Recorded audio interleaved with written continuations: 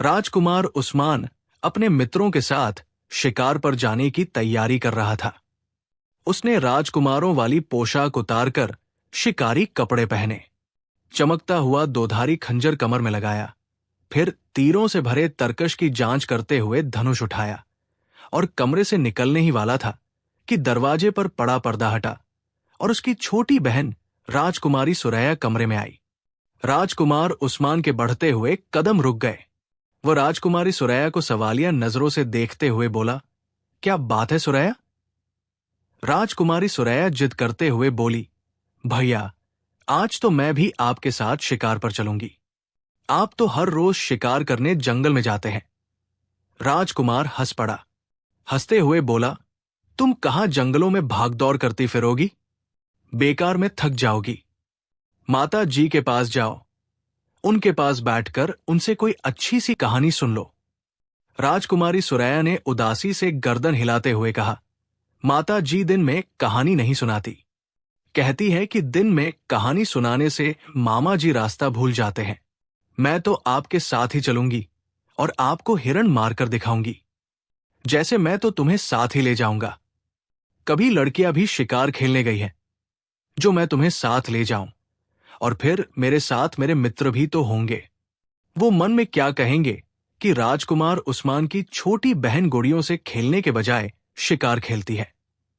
राजकुमार उस्मान ने थोड़ा चिढ़ते हुए कहा, मैं तो आपके साथ जरूर जाऊंगी।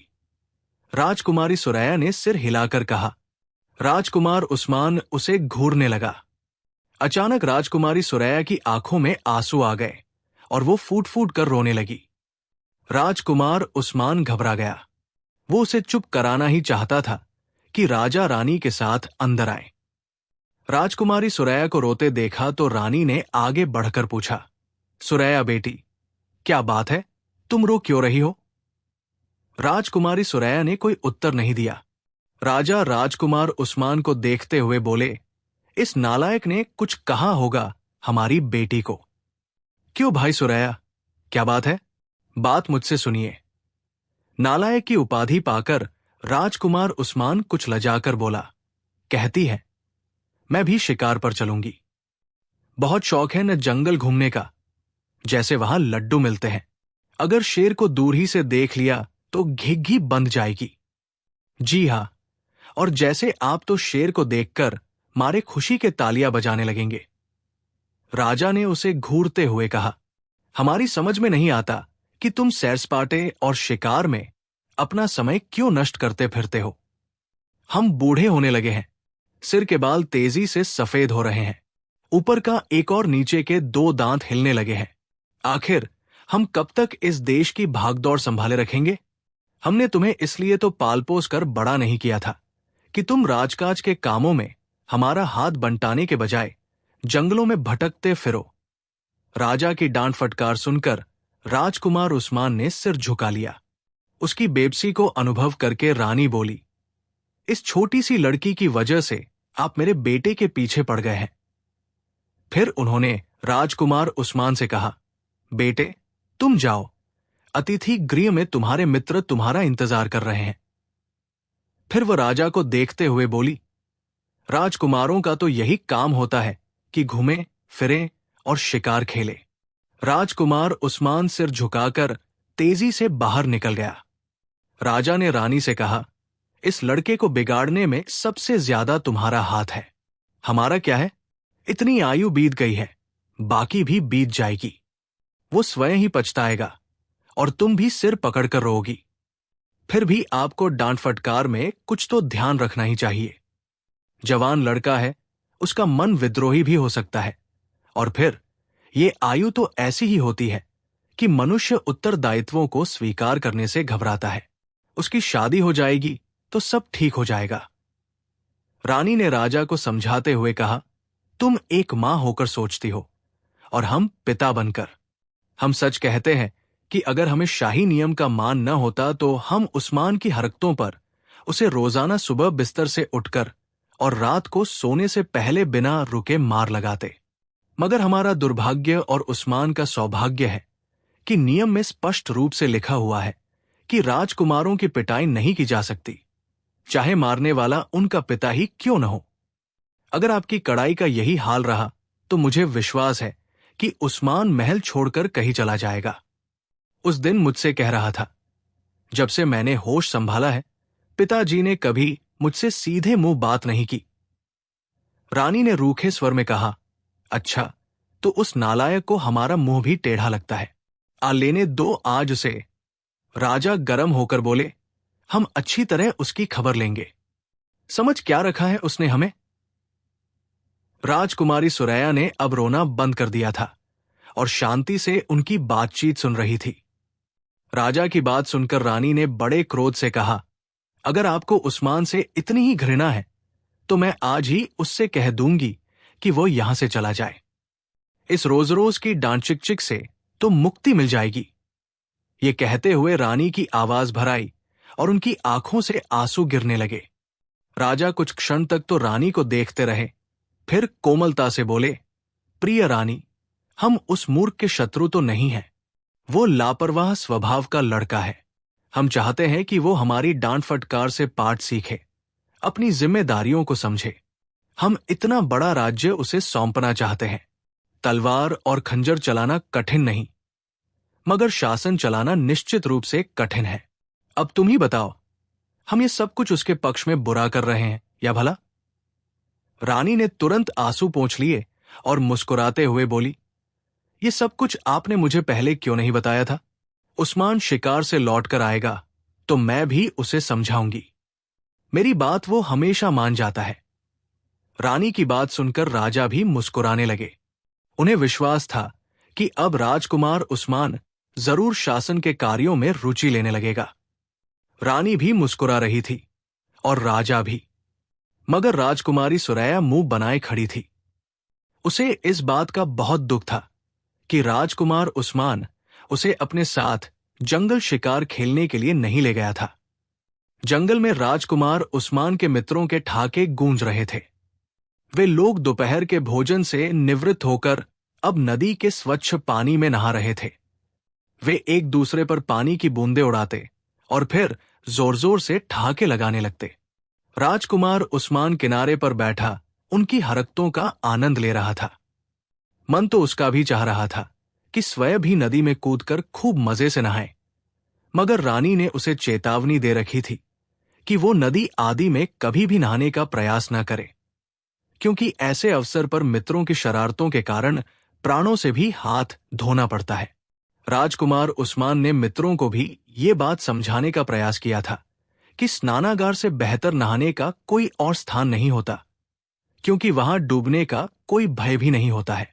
खुदा ना खास्ता वहां पर पाव फिसल भी जाए तो मनुष्य कहीं जाता नहीं है, वही फर्श पर पड़ा रहता है। लेकिन नदी में पाव फिसल जाए तो फिर मनुष्य उसकी गहराई में ही जाकर रुकता है। मगर राजकुमार उस्मान की बातों को उसके मित्रों ने हंसी में उड़ा दिया और फिर वे सब के सब नदी में कूद गए थे। राजकुमार उस्मान के लिए इसके अतिरिक्त और कोई उपाय नहीं था कि किनारे पर बैठकर उन्हें देखता रहे। थोड़ी देर बाद उसके मित्र तैरते हुए दूर निकल गए और राजकुमार उस्मान वहां पर अकेला रह गया। उसकी सोच की धारा अचानक अपने महल की तरफ मुड़ गई। उसे अपने पिता की बातें एक एक करके याद आने लगी। उसने जब इन बातों पर ठंडे मन से विचार किया तो उसे अनुभव हुआ कि वो गलती पर था। माता पिता अपने बच्चों का पालन पोषण इसलिए करते हैं कि जब वे बूढ़े हो जाएं तो उनकी संतान उनका सहारा बने। राजकुमार उस्मान को स्वयं पर लज्जा आने लगी। वो 22 वर्ष का हो चुका था। अगर वो चाहता तो राज्य के प्रशासनिक कार्यों में अपने पिता का हाथ बंटा सकता था। उसके पिता ने सही अर्थों में अपनी प्रजा की सेवा की थी। प्रजा की भलाई और सुधार के लिए न उन्होंने दिन देखा था न रात। निरंतर काम की अधिकता निश्चित रूप से स्वास्थ्य पर बुरा प्रभाव डालती है। उसका पिता समय से पहले ही बूढ़ा होने लगा था। राजकुमार उस्मान ने निर्णय कर लिया कि वो अब यहां से सीधा घर जाएगा। सबसे पहले अपने पिता से अपने पिछले व्यवहार और लापरवाहियों की क्षमा मांगेगा और फिर पूरे मन से शासन के कार्यों में अपने पिता का हाथ बंटाएगा। अभी वो अपनी इन्हीं सोचों में खोया था कि अचानक उसकी नजर सामने वाली झाड़ियों पर पड़ी। वो चौंक पड़ा। झाड़ियों में से एक खरगोश निकला। वो आकार में तो साधारण खरगोशों जितना ही था, मगर उसके शरीर पर 7 रंगों की धारियां पड़ी थी और गुच्छेदार पूंछ बहुत सुंदर थी। उस खरगोश की आंखें हरी थी और वो बहुत सुंदर दिखाई दे रहा था। राजकुमार उस्मान की नजरों में उसकी छोटी बहन राजकुमारी सुरैया का चेहरा घूम गया। उसे आभास था कि वो उससे बहुत नाराज होगी, क्योंकि वो उसे अपने साथ जंगल नहीं लाया था।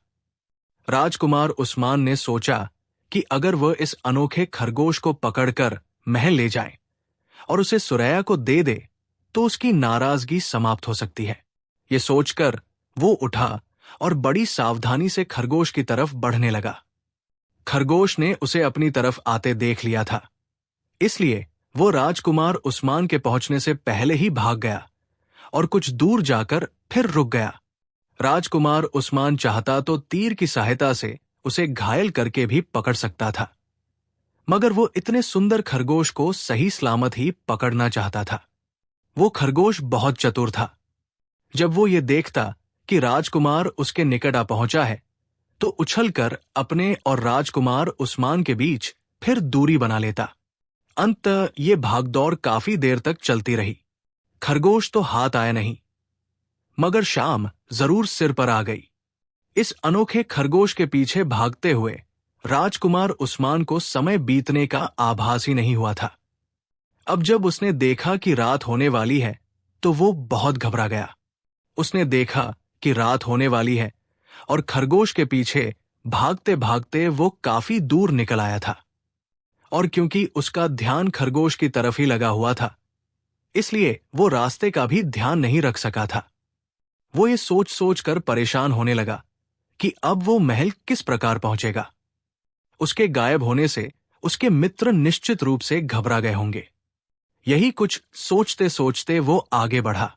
रंगीन धारीदार खरगोश जाने कहां झाड़ियों में छिप गया था और राजकुमार उस्मान उस समय को कोस रहा था, जब उसकी नजर इस मनहूस खरगोश पर पड़ी थी और उसे पकड़ने की इच्छा उसके मन में जागी थी। भागदौड़ करने के कारण अब उसे भूख का भी अनुभव होने लगा था। वो बेबसी से अपने चारों तरफ देखने लगा और फिर अचानक ही उसकी नजरें एक स्थान पर ठहर गई। पेड़ों के झुंड में उसे एक अत्यंत भव्य महल की झलक दिखाई दी। वो महल की तरफ जाने का विचार कर ही रहा था कि अचानक एक पेड़ के पीछे से वही धारीदार खरगोश निकला और राजकुमार उस्मान के पास आकर बोला, महोदय राजकुमार साहब, मेरी मालकिन हुस्न आरा आपको याद कर रही है। राजकुमार उस्मान खरगोश को देखते ही बहुत क्रोधित हो गया था, मगर उसे मनुष्यों की तरह बातचीत करते देखकर उसका क्रोध आश्चर्य में बदल गया। उसने हैरानी से कहा, मैं तो तुम्हें एक दुष्ट खरगोश समझ रहा था, क्योंकि तुम ही मुझे इस संकट में फंसाने के उत्तरदायी हो, मगर अब तुम्हें मनुष्यों की तरह बोलता देखकर बहुत हैरान हूं। ये क्या मामला है?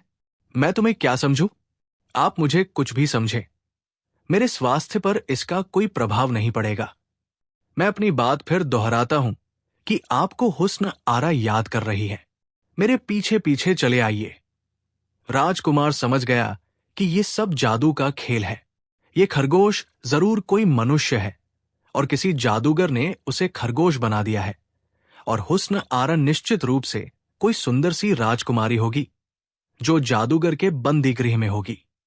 उसने किसी से सुन रखा था कि जादूगर मनुष्यों के सिर में जादू की कील गाड़कर उन्हें पशु और पक्षी बना देते हैं। उसने आगे बढ़कर झपटकर खरगोश को पकड़ लिया और उसके सिर को टटोलकर जादू की कील ढूंढने का प्रयास करने लगा। खरगोश पहले तो राजकुमार उस्मान की इस हरकत पर घबराया, फिर बुरा मानकर बोला, आप 1000 प्रयास कर ले, मेरे सिर में आपको एक जू भी नहीं मिलेगी। उसकी बात सुनकर राजकुमार उस्मान झुंझला गया। क्रोध में भरकर बोला, तुम बहुत मूर्ख खरगोश हो। फिर उसने खरगोश को छोड़ दिया और बड़बड़ाते हुए उसके पीछे चल पड़ा। महल के निकट पहुंचा तो उसकी आंखें आश्चर्य के मारे खुली की खुली रह गई। महल बहुत सुंदर था। उसकी दीवारों से रोशनी की किरणें निकल रही थी। वे दोनों जैसे ही मुख्य द्वार से गुजरे, राजकुमार उस्मान पर फूलों की वर्षा होने लगी। राजकुमार उस्मान बहुत हैरान था। थोड़ी देर बाद खरगोश उसे एक कमरे में ले आया। कमरा मूल्यवान वस्तुओं से सजा हुआ था और वहां पर एक बहुत ही मोटी और कुरूप स्त्री बैठी हुई थी। राजकुमार उस्मान को देखकर वो खुशी से खिल उठी। आओ राजकुमार उस्मान, स्वागत है। उस मोटी और कुरूप स्त्री ने कहा। अरे, तुम तो मेरा नाम भी जानती हो, राजकुमारी हुस्न आरा की सेविका। राजकुमार उस्मान ने आश्चर्य से कहा। उसकी बात सुनकर वो स्त्री अप्रसन्नता से बोली, कैसी राजकुमारी और कहा कि सेविका? हुस्न आरा तो मेरा ही नाम है। मैंने ही ये अनोखा खरगोश तुम्हारे पास भेजा था ताकि तुम उसके पीछे पीछे मेरे महल तक आ जाओ। राजकुमार उस्मान लज्जित होकर बोला, क्षमा करना मौसी, मुझे एक भ्रम हो गया था। हुस्न आरा चिढ़कर बोली, ये तुमने मौसी वासी की क्या रट लगा रखी है? मैंने तुम्हें इसलिए यहां बुलाया है ताकि तुमसे विवाह कर सकूं। विवाह? राजकुमार उस्मान ने चिल्लाकर कहा। भला तुमने ये कैसे समझ लिया था कि मैं एक जादूगरनी से विवाह करने पर सहमत हो जाऊंगा? तुम्हारा तो पिता भी सहमत होगा। मोटी और कुरूप जादूगरनी क्रोध से गरजकर बोली। उसकी आंखें आग बरसाने लगी थी, क्योंकि राजकुमार उस्मान की बातों ने उसे बहुत क्रोधित कर दिया था। हाँ, ये ठीक है, पिताजी शायद सहमत हो जाए। मैं उन्हें जाकर यहां भेज दूंगा। राजकुमार उस्मान ने बड़े धैर्य से कहा और द्वार की तरफ बढ़ा। जादूगरनी ने शीघ्रता से कोई मंत्र पढ़कर उसकी तरफ फूंक मारी और राजकुमार उस्मान आधा पत्थर का बन गया। हुस्न आरा जादूगरनी ठहाका लगाकर बोली, तुम उस समय तक पत्थर के बने रहोगे जब तक मुझसे विवाह पर तैयार न हो जाओ। मैंने अपनी बड़ी बहन से कहा था कि मैं संसार के सबसे अधिक सुंदर राजकुमार से विवाह करके दिखाऊंगी। मेरी बहन रूप और रंग में मुझसे कुछ श्रेष्ठ है और वो हर समय मेरा उपहास करती रहती है। मैं तुमसे विवाह करके उसे नीचा दिखाने का प्रयास करूंगी। मैंने बड़ी कठिनाई से तुम्हारा पता लगाया था, मगर अब तुम ही कहते हो कि तुम मुझसे विवाह नहीं कर सकते। राजकुमार उस्मान घृणा भरी दृष्टि से उसे देखने लगा और बोला, संसार इधर से उधर हो जाए, मगर मैं अपनी बात पर अडिग रहूंगा। मैं भी देखूंगी कि तुम में ये साहस कब तक शेष रहेगा। 2 ही दिन बाद तुम मेरे सामने गिड़गिड़ाने लगोगे। हुस्न आरा जादूगरनी हंसकर बोली और कमरे से चली गई। खरगोश अभी तक कमरे में उपस्थित था। उसे देखकर राजकुमार उस्मान ने क्रोध से कहा, तुमसे बड़ा गधा आज तक मेरी दृष्टि से नहीं गुजरा है। तुमने ही मुझे इस संकट में फंसाया है। खरगोश की आंखों में आंसू आ गए। उसने भारी आवाज में कहा, राजकुमार उस्मान, तुमने मुझे गधा कहकर मुझे मेरा अतीत याद दिला दिया है। अच्छा, तो क्या तुम पहले गधे थे? राजकुमार उस्मान ने आश्चर्य से पलके झपकाकर कहा, खैर, ये बात तो नहीं है। सचमुच का गधा तो अल्लाह किसी शत्रु को भी न बनाए। बात वास्तव में यह है कि आज से 2 माह पहले मैं एक लड़का ही था। मेरी माता का स्वर्गवास बचपन में हो गया था। मेरे पिता की नगर में औषधियों की दुकान थी। रोजाना सैकड़ों रोगी उनके पास औषधि लेने के उद्देश्य से आते थे। मैं अपने पिता का हाथ बंटाने के लिए दुकान पर ही बैठता था। मैं नुस्खा देखकर औषधियां बनाना भी सीख गया था। एक दिन मेरे हाथों से एक कांच का पात्र छूटकर भूमि पर गिर पड़ा और टूट गया। पिताजी निकट ही बैठे थे। पहले तो उन्होंने मुझे क्रोधित नजरों से देखा और फिर अत्यंत कठोर स्वर में बोले, गधा कही का। गधे के बारे में मेरा विचार आरंभ से ही अच्छा नहीं है। आत पिताजी के मुख से अपने लिए गधे का शब्द सुनकर मेरा हृदय दुख से और आंखें आंसुओं से भर गई। मैं उसी समय दुकान से उठा और सिसकियां भरते हुए एक तरफ को चल दिया। चलते चलते मैं इस जंगल में पहुंच गया। भूख के मारे मेरा दम निकला जा रहा था। निकट था कि मैं चकराकर गिर पड़ता कि मेरी नजर इस महल पर पड़ी। मेरे निर्जीव कदमों में जाने कहां से इतनी शक्ति आ गई कि मैं इस महल की तरफ तेजी से भागने लगा। वहीं मेरी भेंट इस जादूगरनी से हुई। संक्षेप में ये कि मुझे हुस्न आरा जादूगरनी ने भोजन दिया, मगर ये बहुत छली स्त्री है। भोजन के बाद उसने मुझे सुला दिया। जब मेरी आंख सुबह को खुली तो मैं खरगोश बना बिस्तर पर अंगड़ाइयां ले रहा था। वो दिन और आज का दिन, मैं अब इसी जादूगरनी के पास रह रहा हूं। मैं हर समय उसकी सेवा में लगा रहता हूं ताकि वो प्रसन्न होकर मुझे फिर से लड़का बना दे।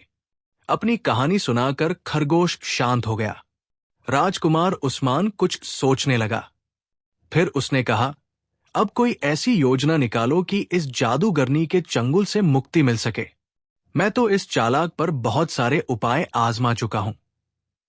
चूंकि मुझे समस्त जड़ी बूटियों का ज्ञान है, इसलिए मैंने जंगल से विभिन्न विषैली जड़ी बूटियां विभिन्न व्यंजनों में मिलाकर इसे खिलाई, मगर उस पर कोई प्रभाव नहीं होता।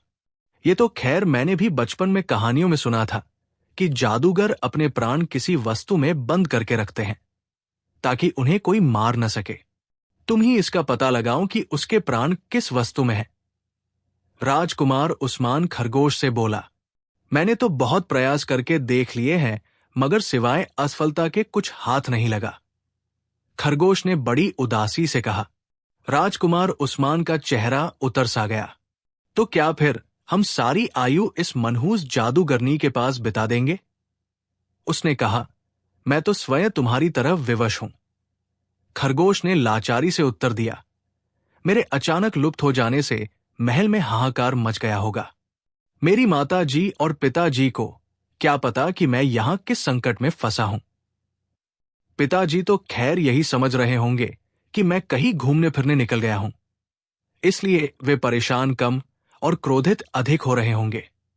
मगर मेरी माता जी का हृदय बहुत छोटा है, उन्हें तो घबराहट के दौरे पड़ रहे होंगे, और मेरी छोटी बहन सुरैया ने तो रो रो कर आंखें सुजा ली होंगी। यद्यपि वह मुझसे रूठ गई थी, मगर मैं जानता हूं कि वह मुझसे किस सीमा तक प्रेम करती है। मैं तुम्हारी इतनी सहायता तो कर सकता हूं कि महल जाकर इस घटना की सूचना राजा साहब को दे दूं। खरगोश, जो कि वास्तव में एक लड़का था और जिसका नाम फरीद था, राजकुमार उस्मान से बोला। राजकुमार उस्मान के चेहरे पर चिंता की रेखाएं उभर आई। उसने थोड़ी देर बाद कहा, नहीं भाई, ये उचित नहीं होगा कि मेरे इस संकट का हाल मेरी माता जी और पिताजी को पता चले।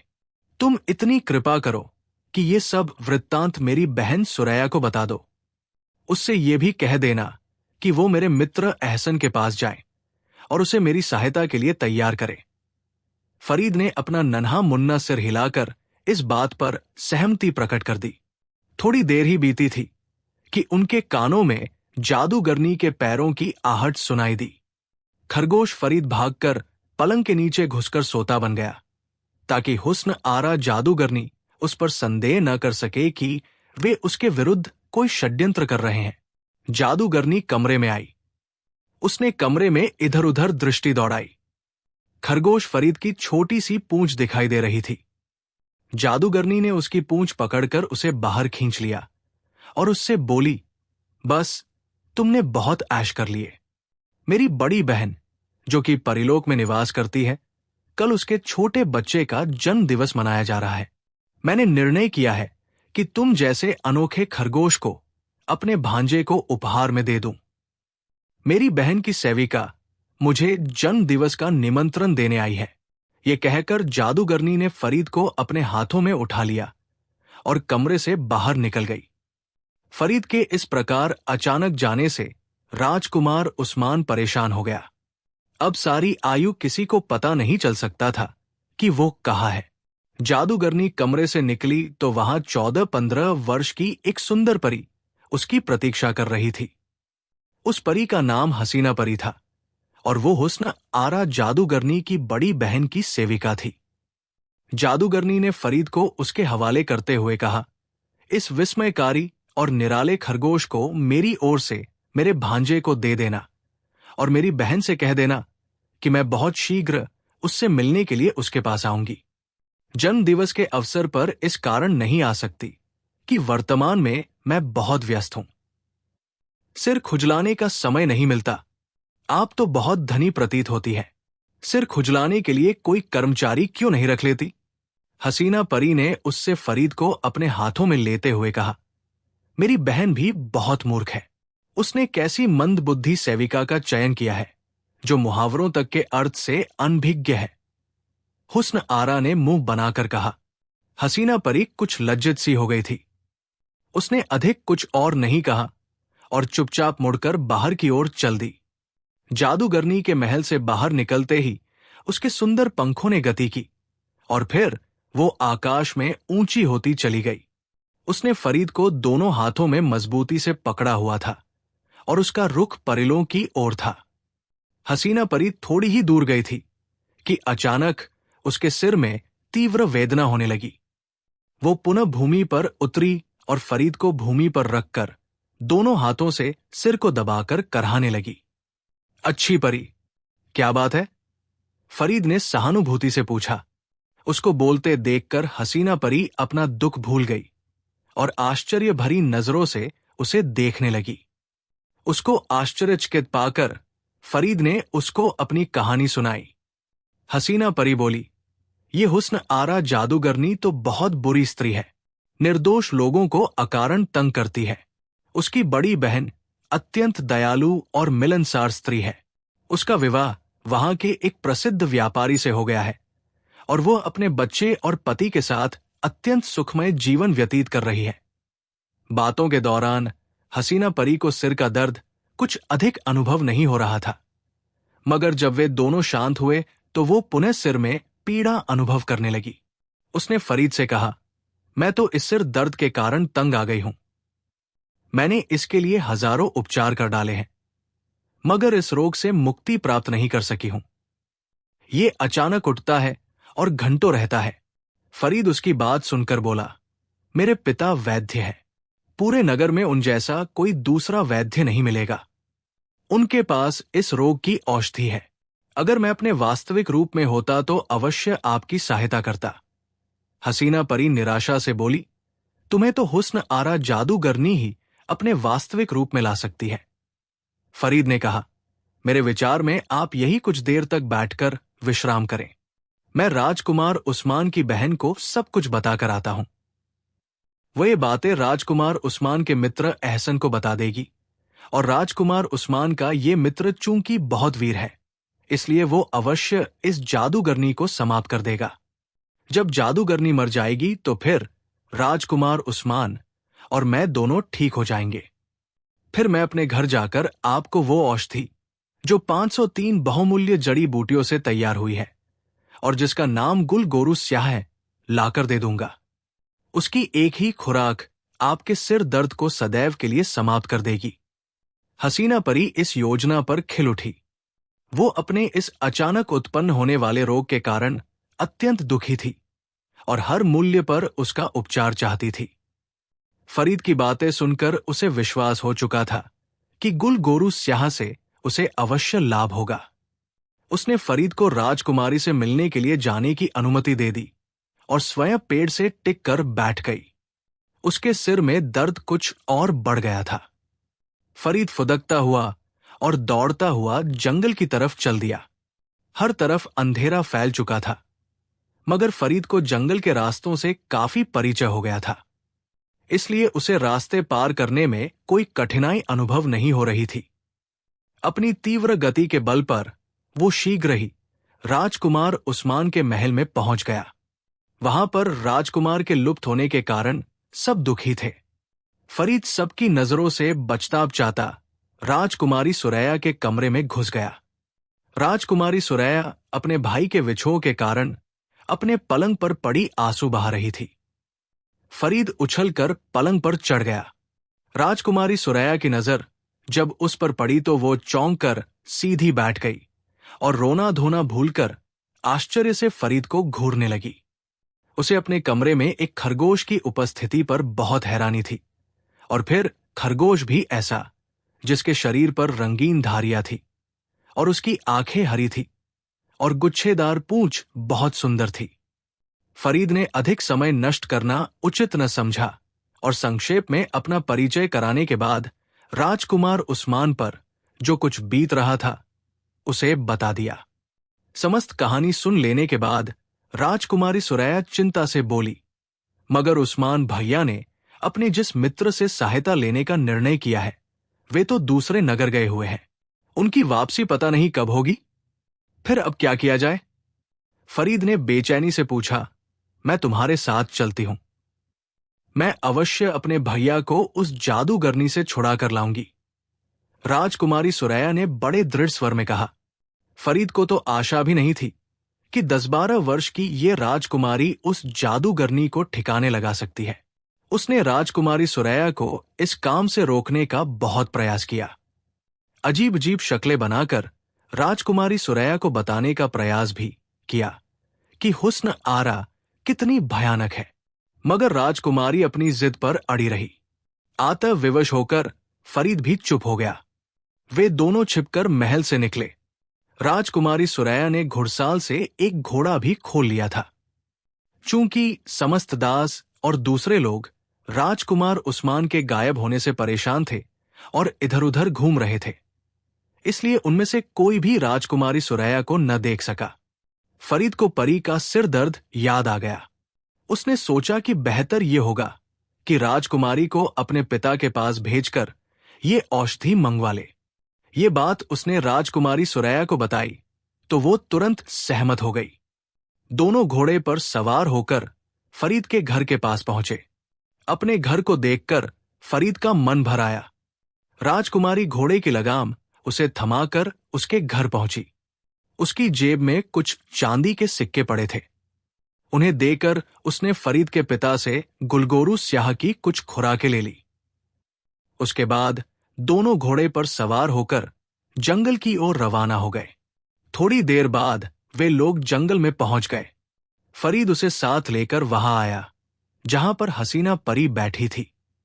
उसके सिर के दर्द ने तीव्रता ले ली थी और उसकी आंखों से आंसू निकल रहे थे। राजकुमारी सुरैया ने उसे शीघ्र ही गुलगोरू स्याह की एक खुराक दी, जिसको खाते ही हसीना परी का सिर दर्द गायब हो गया और वह मुस्कुराने लगी। फिर उसने फरीद और राजकुमारी सुरैया का बारी बारी धन्यवाद किया और बोली, फरीद, तुमने मुझ पर बहुत बड़ा उपकार किया है। अतः अब मेरा भी कर्तव्य है कि मैं तुम्हारी सहायता करूं। मैं एक ऐसी बात जानती हूं कि जिससे तुम्हारी और राजकुमार उस्मान की कठिनाई हल हो सकती है। शीघ्रता से बताइए वो बात। फरीद ने उत्सुकता से कहा। मैं समय से हुस्न आरा की बहन के घर सेविका हूं। एक दिन मैं भोजन सजा रही थी।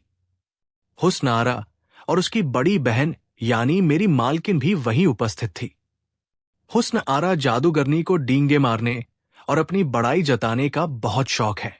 वो अपनी बहन से कहने लगी कि मैं हमेशा जीवित रहूंगी, क्योंकि मैंने अपने गले के हार में पिरोए हुए एक मोती में अपने प्राण बंद कर दिए हैं।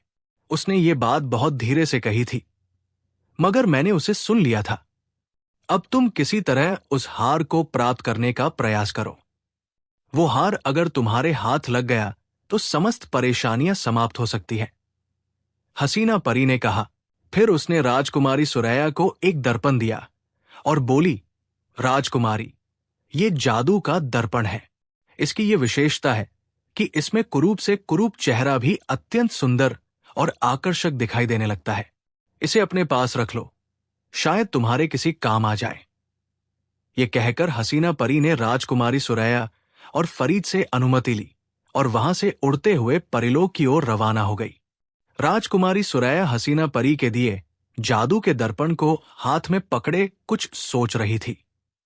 सोचते सोचते अचानक उसके होठों पर मुस्कुराहट आ गई और फिर वो संतुष्ट भाव में सिर हिलाने लगी। राजकुमारी सुरैया ने फरीद को वहीं रुकने का निर्देश दिया और स्वयं हुस्न आरा जादूगरनी के महल की तरफ चल दी, जहां पर उसका भाई आधा पत्थर का बना हुआ था और जिससे विवाह करने की इच्छा हुस्न आरा जादूगरनी के मन में थी। फरीद को वो अपने साथ इसलिए नहीं ले गई थी कि कहीं हुस्न आरा की उस पर नजर न पड़ जाए। उससे सारा खेल बिगड़ जाता। महल में घुसते ही राजकुमारी की भिड़ंत हुस्न आरा जादूगरनी से हो गई। पहले तो जादूगरनी ने राजकुमारी सुरैया को आश्चर्य भरी नजर से देखा और फिर क्रोध में भरकर बोली, तुझे मेरे घर में बिना अनुमति घुसने का साहस कैसे हुआ? क्या तू ये नहीं जानती कि ये मेरा महल है? मैं सब जानती हूं। राजकुमारी सुरैया ने बड़े धैर्य से उत्तर दिया, तुमने एक राजकुमार को पकड़कर उसे आधा पत्थर का बना दिया है। तुम उससे विवाह करना चाहती हो, मगर उसने तुम्हारी बत्तख जैसी शक्ल देखकर साफ मना कर दिया है। मगर हुस्न आरा जादूगरनी, तुम्हें घबराने, परेशान होने और चिंतित होने की कोई आवश्यकता नहीं है। तुम संसार के सबसे सुंदर राजकुमार से विवाह केवल इसलिए करना चाहती हो, न कि अपनी बहन को नीचा दिखा सको। मैं इस काम में तुम्हारी सहायता करने के लिए ही उपस्थित हुई हूं, और मुझे जादूगरों के प्रधान सामरी जादूगर ने भेजा है। हुस्न आरा जादूगरनी, जो राजकुमारी सुरैया की बातें बहुत आश्चर्य से सुन रही थी, सामरी जादूगर के नाम पर उछल पड़ी। अगर सामरी जादूगर मेरी सहायता पर सहमत हो गया है तो मैं अवश्य अपने उद्देश्य में सफल हो जाऊंगी। उसने प्रसन्नता से कहा, सामरी जादूगर ने मेरे लिए क्या संदेश भेजा है? बात वास्तव में यह है कि सामरी जादूगर बिना लाभ के किसी की सहायता नहीं करता। उसके पास एक बहुत ही सुंदर लोटन कबूतर है। उसने कुछ दिनों से दाना खाना और पानी पीना छोड़ दिया है। बस हर समय किसी सोच में डूबा रहता है। सामरी जादूगर को अपने इस कबूतर से बहुत प्रेम है। उसने अपने जादू से पता लगाया है कि अगर कबूतर की चोंच को तुम्हारे गले में पड़े हुए हार से लगा दिया जाए तो कबूतर की समस्त उदासी क्षण भर में समाप्त हो जाएगी और वो बिल्कुल ठीक हो जाएगा। सामरी जादूगर को यह भी पता है कि तुम राजकुमार उस्मान से विवाह की इच्छुक हो। आता, अगर तुम सामरी जादूगर की सहायता पर सहमत हो जाओ तो वो भी तुम्हारी सहायता कर सकता है। नहीं भाई, मैं इस सौदे पर तैयार नहीं हूं। जादूगरनी बोली, इस हार को मैं अपने प्राणों से अधिक प्रिय रखती हूं। तुम शायद इस बात से डरी हुई हो कि सामरी जादूगर कहीं इस हार को नष्ट करके तुम्हें मृत्यु के घाट न उतार दे, क्योंकि इस हार के एक मोती में तुम्हारे प्राण बंद है। अरे, तुम सब बातों को जानती हो। जादूगरनी आश्चर्य से बोली, इस बात को तो मैंने गुप्त रखा था और सिवाय मेरी बहन के कोई भी इस रहस्य से परिचित नहीं था। सामरी जादूगर अपने जादू से समस्त बातें जान लेता है। फिर तुम्हें मारकर उसे ढेले भर का भी लाभ नहीं होगा, और तुम तो ये जानती हो कि बिना लाभ के वो कोई काम नहीं करता। तुम्हें मारकर भला उसे क्या मिलेगा? ये बात जादूगरनी की समझ में आ गई।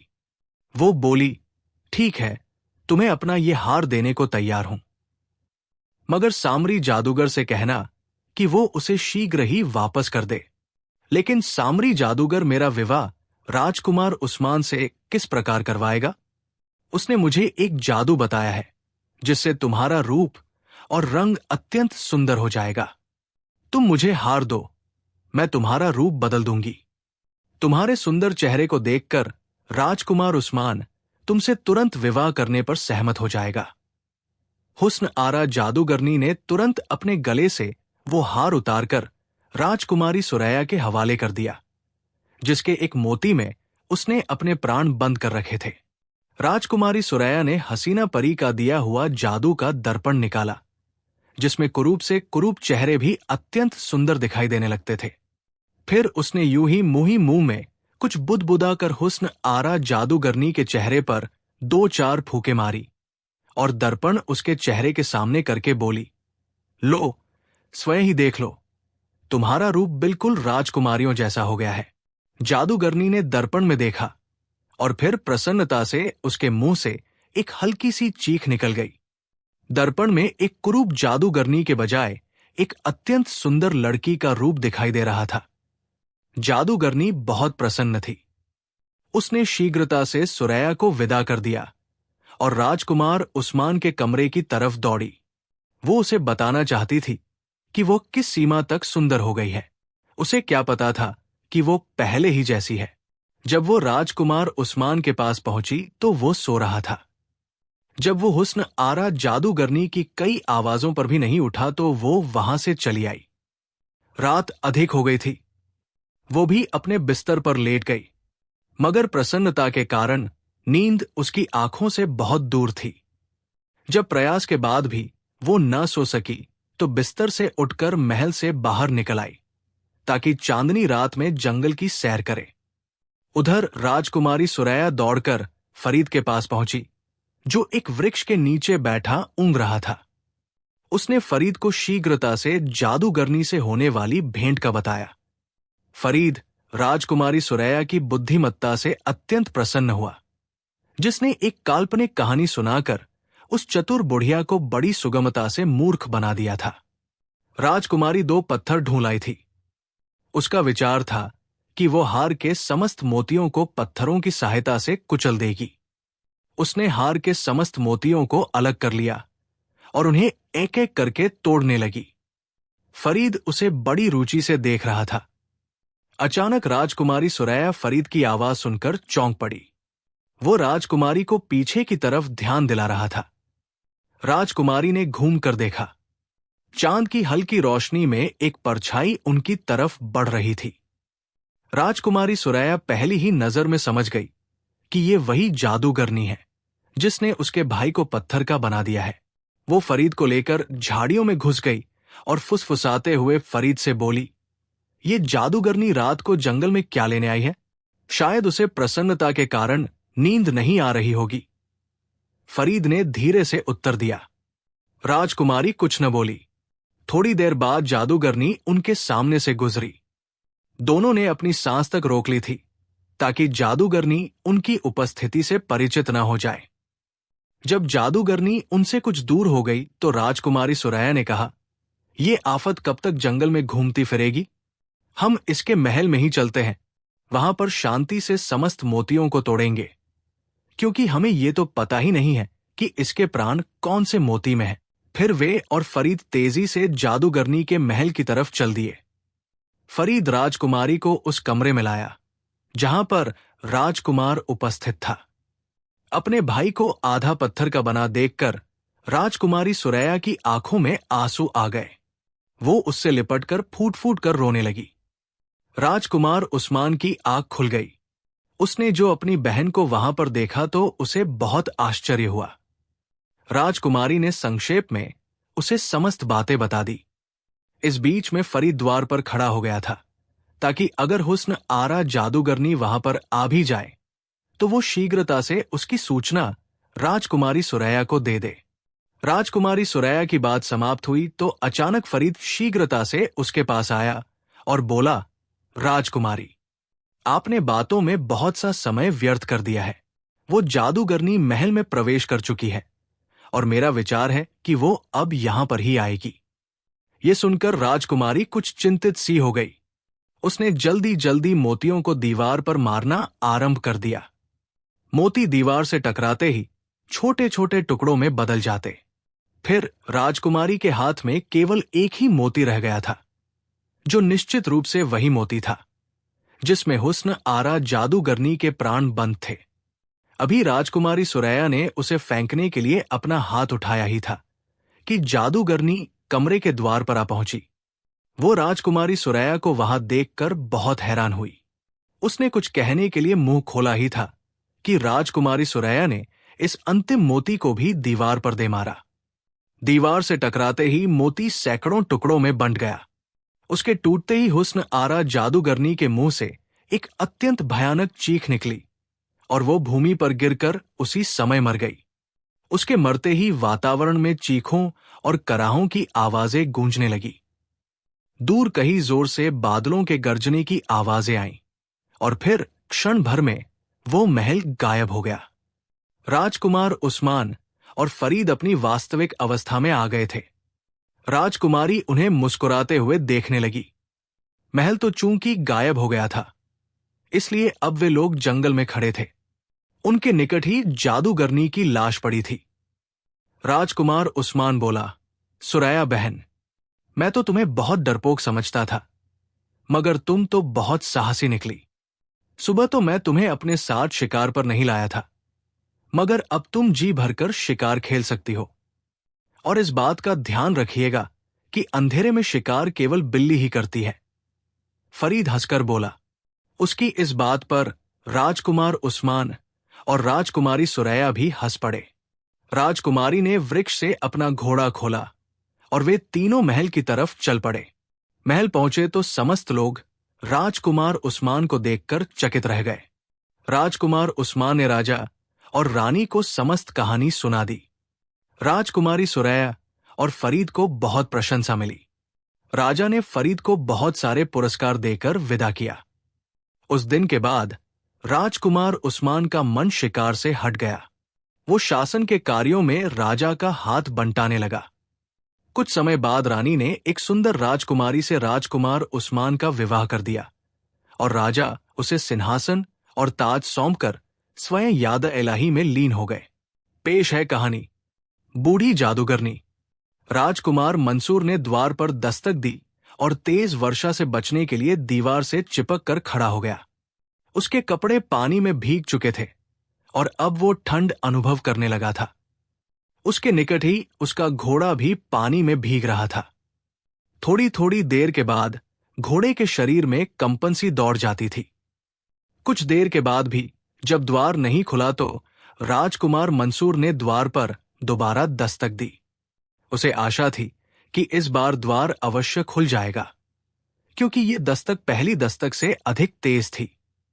राजकुमार मंसूर दोपहर बाद अपने महल से यूं ही घूमने फिरने के उद्देश्य से निकल गया था। इधर उधर के विचारों में खोकर उसे पता ही न चला कि वो कहाँ का कहाँ पहुंच चुका है। विचारों से चौंक कर जब उसने वापसी का निर्णय किया तो वर्षा आरंभ हो गई। वर्षा से बचने के लिए उसने इधर उधर नजरें दौड़ाई। थोड़ी ही दूरी पर बहुत सारे मकान बने हुए थे। वो घोड़े पर बैठकर उन मकानों की तरफ दौड़ा, मगर उस मकान तक पहुंचते पहुंचते उसे वर्षा ने काफी भिगो दिया था। लेकिन अब उसे भीगने की कोई चिंता नहीं थी। उसे ज्ञात था कि कुछ क्षणों बाद द्वार खुल जाएगा। जब उस घर के निवासी अपने देश के राजकुमार को यूं अचानक अपने द्वार पर खड़ा देखेंगे तो प्रसन्नता के कारण उछल पड़ेंगे। जल्दी जल्दी उसके लिए आग जलाई जाएगी, उसके लिए सूखे कपड़े उपलब्ध कराए जाएंगे और फिर स्वादिष्ट भोजन पकाए जाएंगे। राजकुमार मंसूर को बहुत तेज भूख लग रही थी, इसलिए भोजन के विचार से ही उसके मुंह में पानी भर आया। वो फिर आशा भरी नजरों से बंद द्वार को देखने लगा, मगर द्वार इस बार भी नहीं खुला। अब चारों तरफ अंधेरा भी फैलने लगा था। भूख के साथ साथ उसे ठंड भी लगने लगी थी। उसने झुरला कर द्वार को पीट दिया। उसी समय सामने वाले घर की खिड़की खुली। उसमें से एक बुढ़िया ने बाहर झांका और बोली, मैं तुम्हारी इस धड़धड़ पटपट से तंग आ गई हूं। अगर तुम्हारी नजरें कमजोर हो गई हैं तो नीम का सुरमा लगाया करो। तुम्हें इस द्वार में लगा इतना बड़ा ताला दिखाई नहीं देता? राजकुमार मंसूर ने झुककर जरा ध्यान से देखा तो वास्तव में द्वार में ताला लगा हुआ था। वो लज्जित सा हो गया। बुढ़िया से बोला, अच्छी औरत, तुम देख रही हो ये वर्षा कितनी तेज है। मुझे एक रात के लिए अपने घर में शरण दे दो, अपने घर में शरण दे दो। बुढ़िया ने मुंह बिगाड़ कर उसकी नकल उतारी। क्या तुम मेरे घर को धर्मशाला समझते हो? चलो जाओ, अपना रास्ता देखो। उस बुढ़िया पर राजकुमार मंसूर को क्रोध तो बहुत आया, मगर कोमलता से बोला, अगर तुम मुझे अपने घर में शरण दे दो तो मैं तुम्हें 100 स्वर्ण मुद्राएं दूंगा। बुढ़िया अत्यंत लालची थी। 100 स्वर्ण मुद्राओं का सुनते ही उसकी आंखें चमकने लगी। उसने अपने स्वर को बदलकर कहा, यह बात तुमने मुझे पहले क्यों नहीं बताई? तुम ठहरो, मैं द्वार खोलती हूं। इतना कहते ही वो खिड़की से ओझल हो गई और कुछ क्षणों के बाद द्वार खुल गया। मगर तुम मेरे इस घोड़े को कहाँ रखोगी? राजकुमार ने पूछा। मैंने तुम्हारे घोड़े का ठेका तो ले नहीं रखा, बात तुम्हें ठहराने की हुई है। मैं तुम्हारे घोड़े के बारे में क्या कह सकती हूं? बुढ़िया ने मुंह बनाकर कहा, वैसे अगर तुम इसे भी मेरे घर रखना चाहते हो तो मैं 50 स्वर्ण मुद्राएं अधिक लूंगी। तुम्हारा घोड़ा मजे से मुर्गियों के बाड़े में रहेगा। मैं और स्वर्ण मुद्राएं देने को तैयार हूं, मगर ये मुर्गियों के बाड़े वाली बात मेरी समझ में नहीं आती। राजकुमार मंसूर ने चकित होकर कहा। बुढ़िया ने इसकी बात का कोई उत्तर नहीं दिया। उसने मुंह ही मुंह में कुछ बुदबुदाकर घोड़े पर फूंक मारी और घोड़ा राजकुमार मंसूर की नजरों से ओझल हो गया। राजकुमार मंसूर ने घबराकर चारों तरफ देखा और बोला, मेरा मेरा प्यारा घोड़ा कहाँ गया? क्या तुम जादूगरनी हो? हाँ, मैं एक जादूगरनी हूं। मैंने जादू के बल से तुम्हारे घोड़े को बिल्कुल छोटा सा बना दिया है। अब ये मुर्गियों के बाड़े में बड़ी सुगमता से आ जाएगा। बुढ़िया ने कहा। राजकुमार मंसूर ने नीचे झुककर देखा। घोड़ा बिल्ली के जितना हो गया था। बुढ़िया ने उसे उठाया और आंगन के कोने में बने हुए बाड़े में बंद कराई। फिर वो राजकुमार मंसूर को लेकर एक कमरे में आई। उस कमरे में एक बहुत ही कुरूप लड़की बैठी हुई थी। उसका रंग बहुत काला था और सिर के बाल सुनहरे थे, जो और भी भद्दे लग रहे थे। बुढ़िया ने कहा, बेटी, ये नवयुवक एक रात के लिए हमारे घर ठहरेगा। तुम जरा इससे बातें करो। मैं रुखसाना से कह आती हूं कि वह एक व्यक्ति का भोजन और तैयार करे। बुढ़िया तो कमरे से चली गई और राजकुमार एक तरफ साफ सुथरे पलंग पर बैठ गया। बुढ़िया की लड़की उसे बड़े चाव से देख रही थी। कुछ देर के बाद उसने पूछा, नवयुवक, क्या तुम कोई राजकुमार हो? हां, मैं राजकुमार मंसूर हूं। महल से घूमने फिरने के लिए निकला था कि वर्षा आरंभ हो गई। तुम लोगों की बड़ी कृपा कि मुझे अपने घर में शरण दी। कल सुबह होते ही यहां से प्रस्थान करूंगा। लड़की बोली, राजकुमार, इस घर को अपना ही घर समझो। जाने की ऐसी भी जल्दी क्या है?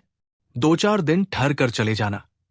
मेरी ये इच्छा थी कि कभी हमारे घर भी कोई राजकुमार आए। चलो, तुम्हारी ये इच्छा तो पूरी हो गई है। वैसे विश्वास करो, मैं भी यहां पर भूल से आ गया हूं। अगर तुम्हारे सामने वाले घर में ताला न लगा होता तो मैं यहां झांकता भी नहीं। राजकुमार मंसूर ने अप्रसन्नता से कहा, क्यों? क्या माता जी ने तुम्हें कुछ कहा था? अगर कोई निर्धन व्यक्ति होता तो उस बेचारे को तो वे घर में भी नहीं घुसने देती। बड़ी वैसी है तुम्हारी माता जी।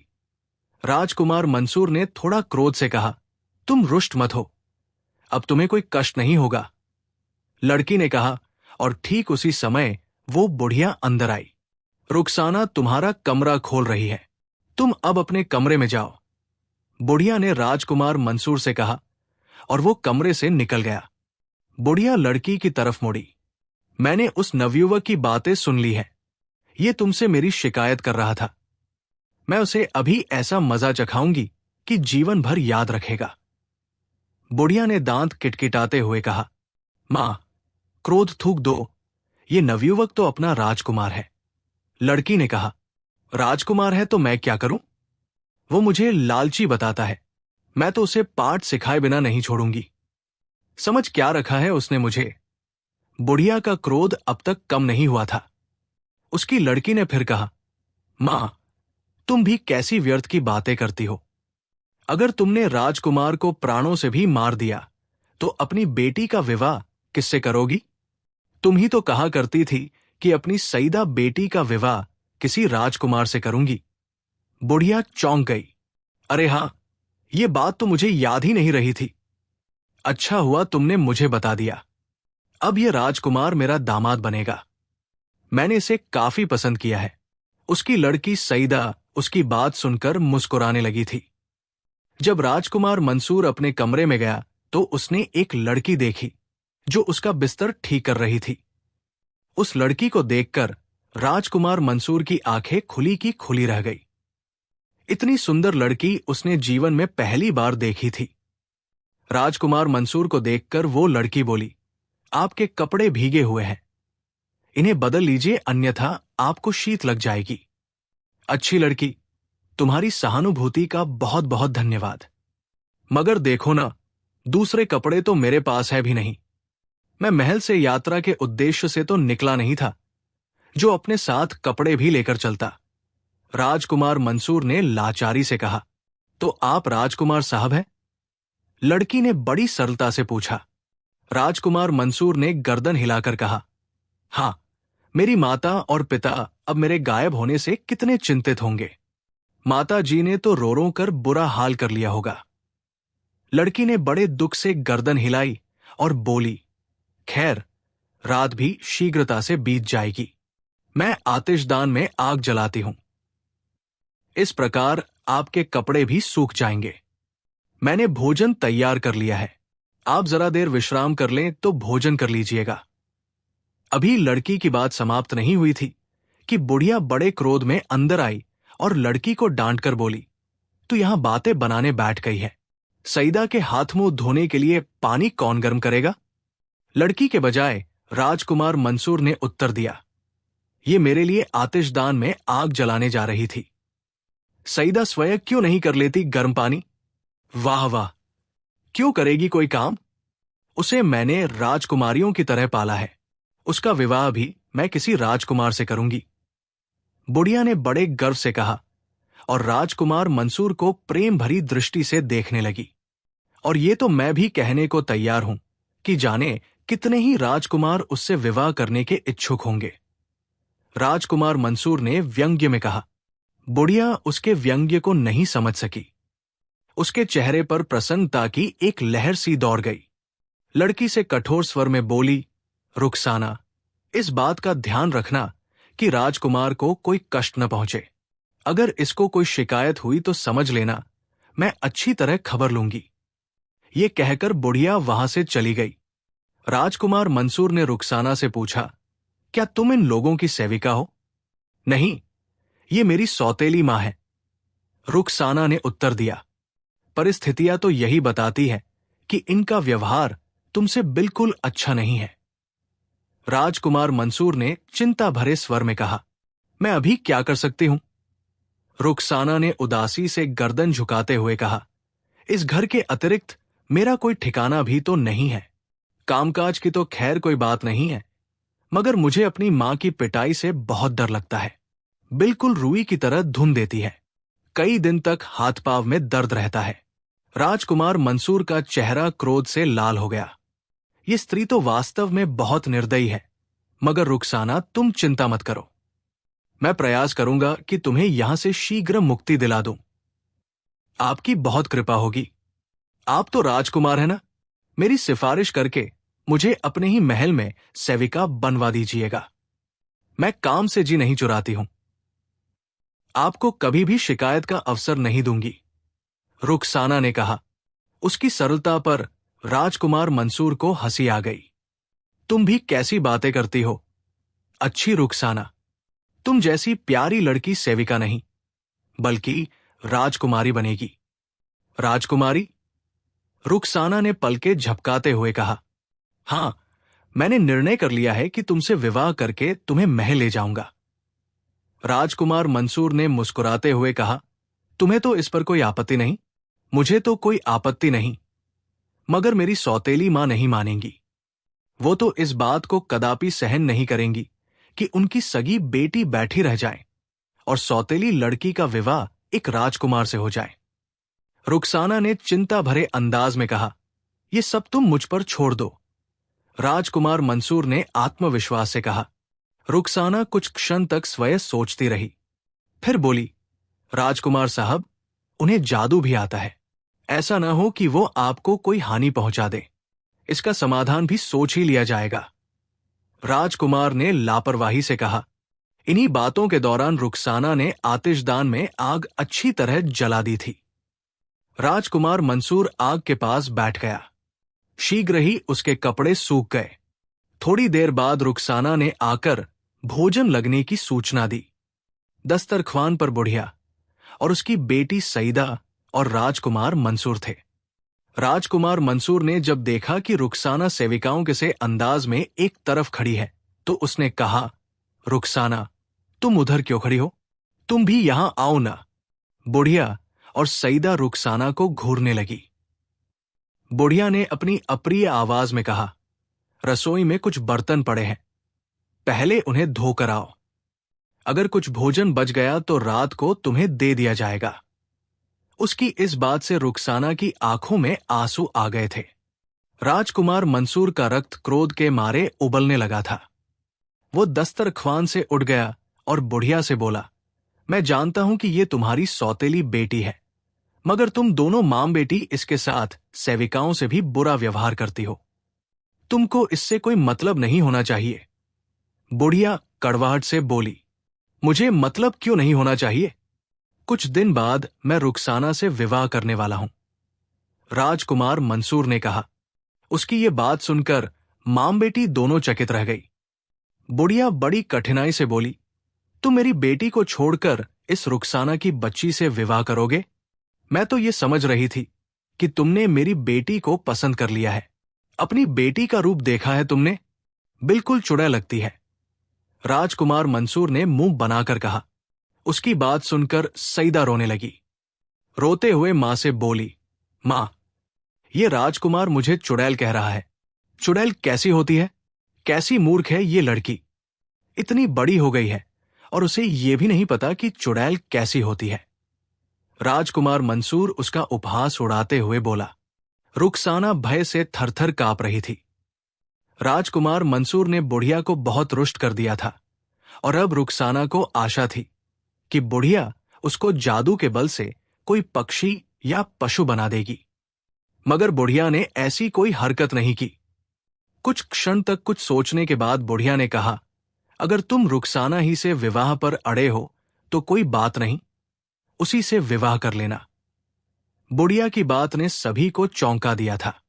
उसकी बेटी सईदा ने कुछ कहना चाहा, मगर बुढ़िया ने उसे आंख से संकेत करके शांत रहने को कहा और फिर रुखसाना से बोली, चलो रुखसाना बेटी, तुम भी हमारे साथ भोजन करो। रसोई वाले बर्तन खाने के बाद धो लेना। रुखसाना भी दस्तरख्वान पर बैठ गई और फिर सब भोजन में लीन हो गए। दूसरे दिन राजकुमार मंसूर उन लोगों से विदा होकर महल की ओर रवाना हो गया। महल में सब लोग बहुत चिंतित थे। राजकुमार मंसूर ने उन्हें बताया कि अगर अचानक वर्षा न हो गई होती तो वो कल शाम को ही महल पहुंच जाता। सब लोग चले गए तो राजकुमार मंसूर का मित्र अनवर उससे मिलने आया। दोनों का बचपन एक साथ ही बीता था, इसलिए दोनों में गहरी मित्रता थी। अनवर वास्तव में एक दास का लड़का था। ये उस समय की बात है जब अनवर केवल 3 वर्ष का था। उसका पिता, जो राजा का दास था, उसने कुछ शत्रुओं से राजा को बचाया था। राजा के प्राण तो बच गए थे, मगर अनवर का पिता अपने प्राणों से हाथ धो बैठा था। उसकी बलिदानी से राजा बहुत प्रभावित थे। उन्होंने अनवर को महल में ही बुलवा लिया, क्योंकि बहुत पहले उसकी माता भी मर चुकी थी और अब अनवर इस संसार में बिल्कुल अकेला रह गया था। महल में उसका पालन पोषण भी राजकुमार मंसूर के साथ होने लगा और यूं वे दोनों जवान हो गए। राजकुमार मंसूर ने अनवर को अपने पास बिठाकर उसे आरंभ से अंत तक की पूरी कहानी सुना दी। अपनी बात समाप्त करते हुए उसने कहा, मैं आज ही माता जी से बात करके उन्हें रुखसाना के घर भेजूंगा ताकि विवाह की बात पक्की हो जाए। मैं तो इस बात पर विश्वास कर लाया हूं कि वास्तव में तुम्हें भाग्य ने राजकुमार बना दिया है, अन्यथा तुम कदापि इस योग्य भी नहीं थे। अनवर ने कहा, क्यों, मुझसे क्या हुआ? कहीं तुम इस बात पर तो भाषण नहीं देने वाले कि मुझे किसी निर्धन लड़की के बजाय किसी राजकुमारी से विवाह करना चाहिए।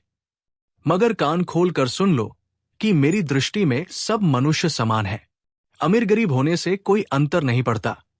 राजकुमार मंसूर ने बड़े दृढ़ स्वर में कहा, संपूर्ण जीवन में तुमने केवल यही एक बुद्धिमत्ता की बात की है, मगर मैं तो ये कहना चाहता था कि वो बुढ़िया बहुत छली है। फिर जैसा कि तुम बता रहे हो कि वो जादूगरनी भी है, उसका अर्थ है कि वो बहुत अनुभवी होगी। मेरी तो समझ में नहीं आता कि वो तुरंत अपनी सौतेली बेटी का विवाह तुमसे करने पर सहमत क्यों हो गई। इसे तुम लिख कर रख लो कि वो तुम्हारे साथ कोई चाल चल रही है। अनवर की बात ने राजकुमार मंसूर को भी कुछ सोचने पर विवश कर दिया। वो कुछ देर बाद बोला, हम मित्र, तुम्हारी बात तो समझ में आ रही है। बुढ़िया अवश्य कोई खेल खेल रही है, मगर मैं क्या कर सकता हूं? तुम कहो तो उस जादूगरनी को ठिकाने लगाऊं। फांसी पर लटके नजर आओगे। अपने नए काजी को देखा है, किसी का पक्ष नहीं लेते। कल भरी अदालत में मंत्री को बहुत जोर से डांट दिया था। फिर तुम्हारे पास उस बुढ़िया की हत्या करने का कोई कारण भी नहीं है। मगर भाई, तुम चिंता क्यों करते हो? जब तक तुम्हारा ये मित्र है, तुम्हें कुछ करने की आवश्यकता नहीं है। आज्ञा दो तो दास आज्ञा का पालन करेगा। अनवर ने बड़े सम्मान से झुकते हुए कहा और मुस्कुराने लगा। मुझे तुम्हारी मित्रता पर गर्व है।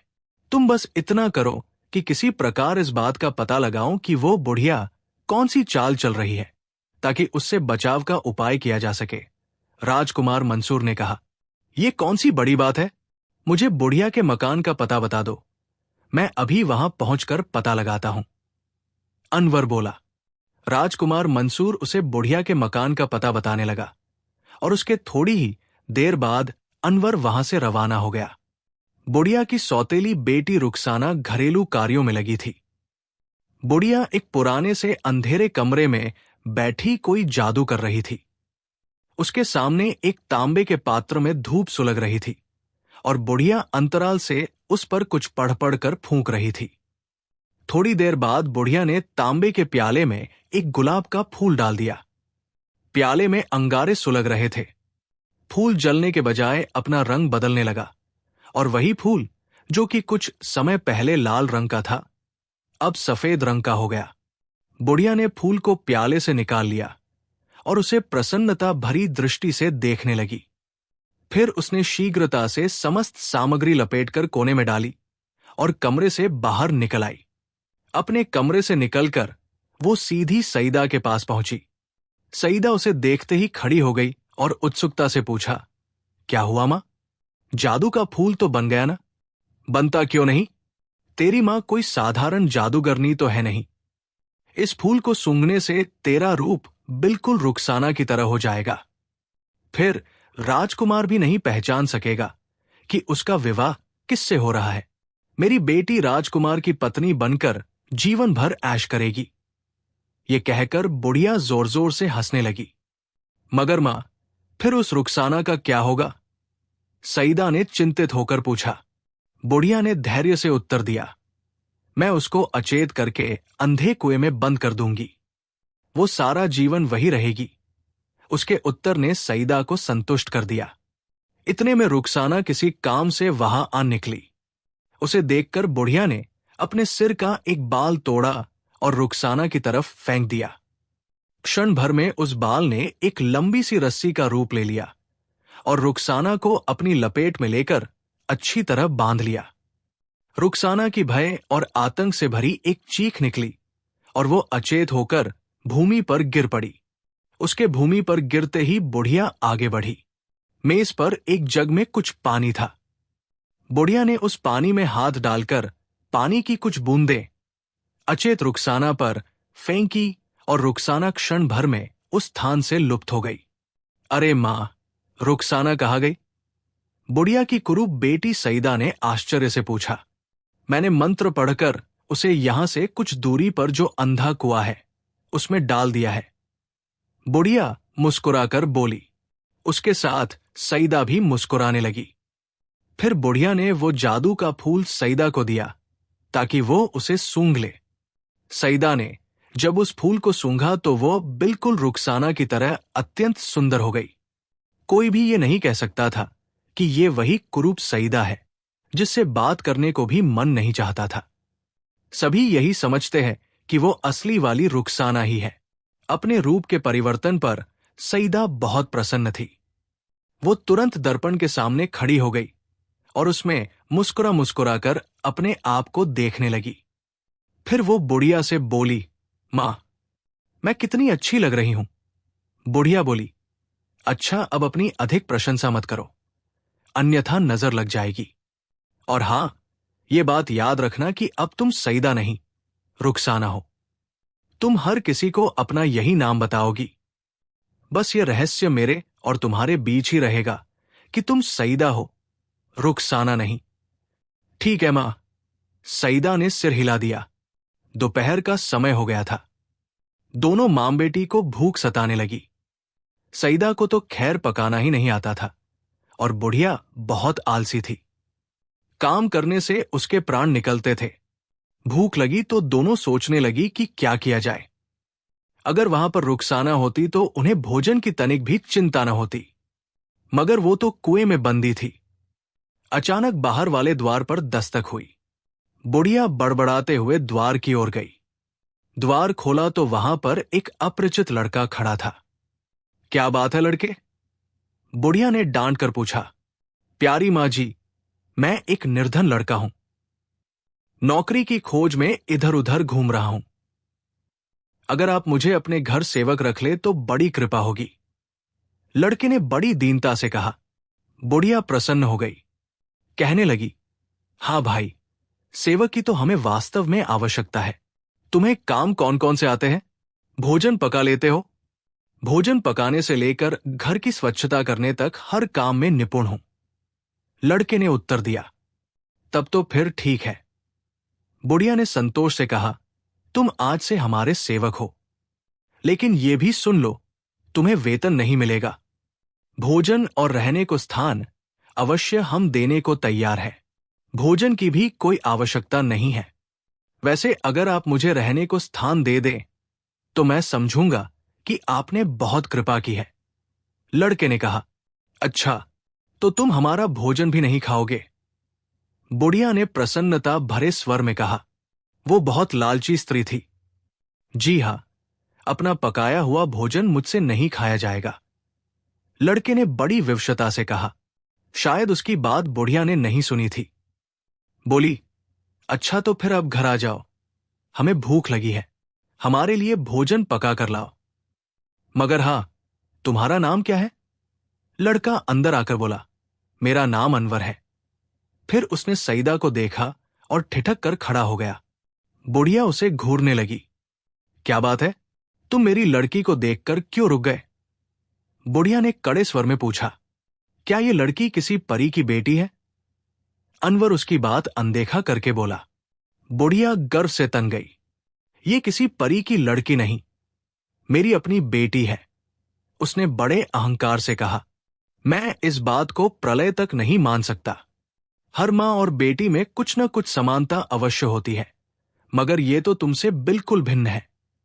अनवर ने नहीं में गर्दन हिलाते हुए कहा। अच्छा, अब ये वाद विवाद समाप्त करो, सीधे जाकर भोजन पकाओ। बुढ़िया बिगड़कर बोली। अनवर उसकी डांट खाकर चुपचाप रसोई की ओर बढ़ गया। वो वास्तव में राजकुमार मंसूर का मित्र अनवर था। बुढ़िया के घर में रहकर वो बुढ़िया के छलकपट का पता लगाना चाहता था। इसलिए वो एक निर्धन लड़के का रूप बदलकर वहां चला आया। और अब इस बात पर उसे बहुत आश्चर्य था कि राजकुमार मंसूर के कहने के अनुसार वहां 2 लड़कियां होनी चाहिए थी, मगर दूसरी लड़की गायब थी। राजकुमार मंसूर के बताए हुए विवरण के अनुसार वो रुखसाना को तो पहचान गया था, मगर वो सोच रहा था कि सईदा कहाँ गई? सईदा, जो कि बुढ़िया की कुरूप बेटी थी। मगर ये बात भी शीघ्र ही खुल गई। जब वो वहां से चल दिया तो बुढ़िया ने सईदा से कानाफूसी के अंदाज में कहा, इस फूल को संभाल कर रखना, अन्यथा अगर ये पानी में गिर गया तो फिर तुम पहले वाली सईदा बन जाओगी। उसने ये बात यद्यपि धीरे से कही थी, मगर अनवर ने उसे सुन लिया और बुढ़िया की बात सुनकर अनवर की समझ में सारी कहानी आ गई थी। वो बुढ़िया की चाल अच्छी तरह समझ गया था। वो सोचने लगा कि सबसे पहले तो रुखसाना का पता लगाना चाहिए, फिर राजकुमार को इस घटना की सूचना देनी चाहिए। मगर उसे तो रुखसाना के बारे में कुछ भी पता नहीं था। वो उसे कहाँ खोजे? चूल्हे पर पात्र चढ़ाकर वो एक कोने में बैठ गया। उसे वहां बैठे हुए अधिक समय नहीं हुआ था कि अचानक जोर जोर से हवाएं चलने लगी और चारों ओर विचित्र सा शोर होने लगा। ऐसे में उसके कानों में बुढ़िया की तेज आवाज आई। वो कह रही थी, शायद आज मेरा भाई जलजला जादूगर मुझसे मिलने आ रहा है। बुढ़िया की बात समाप्त हुई ही थी कि एक बहुत ही भयानक रूप वाला बूढ़ा आंगन में उतरा। बुढ़िया ने उसे देखकर अपार प्रसन्नता का प्रदर्शन किया और फिर उसे लेकर अपने कमरे में आ गई। अनवर ने जब इस बूढ़े जादूगर को देखा तो उसके मन में विचार आया कि छिपकर उन दोनों की बातें सुने। हो सकता है कि कोई काम की बात का पता चल जाए।